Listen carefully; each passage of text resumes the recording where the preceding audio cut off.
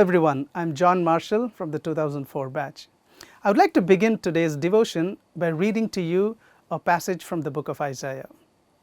Isaiah 43:18 and 19 reads, and I quote, "Forget the former things, do not dwell on the past. See, I'm doing a new thing. Now it springs up. Do you not perceive it?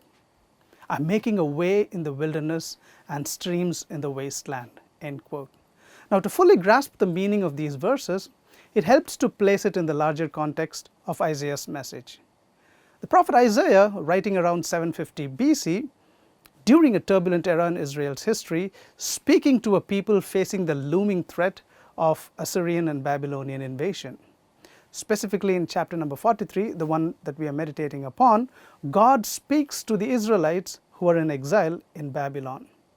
In verses 16 and 17, God reminds the Israelites of his past acts of deliverance, like the Exodus and the parting of the Red Sea. But then he urges them to shift their focus. He begins verse 18 by saying, "Forget the former things." Now by that, he isn't dismissing those past acts of deliverance and miracles, but rather encouraging his people not to be stuck in the past. Now, dwelling on previous experiences of God's work can sometimes blind us to what he is doing right now. The phrase, "I am doing a new thing," is a call to perceive God's fresh work, a new path of deliverance, even in hard and barren places. The images of a way in the wilderness and streams in the wasteland symbolize God's divine guidance, his renewal, and his provision in the most desolate circumstances. Just as he led Israel through the wilderness before, God promises to be present and active again. So what does this mean for us today? Firstly, let go of the past. Release past failures or even past triumphs that may be holding you back. Ask yourself, what am I missing? What am I still clinging on to? My past mistakes, disappointments, or old patterns? Whatever they may be. Hand them over to God. His grace covers them. Secondly, be open to God's new work.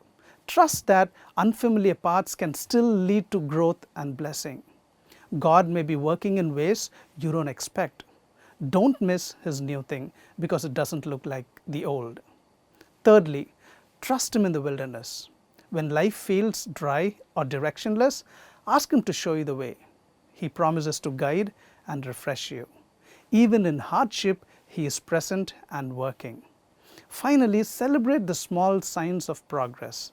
Notice the streams he places along the way and look for glimpses of hope or healing and progress.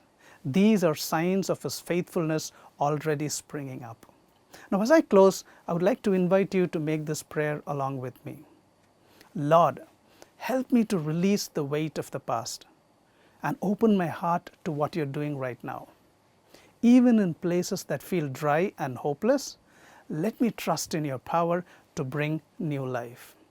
Help me see the streams you're creating in my wilderness and walk with hope into the future you're shaping for me. Amen.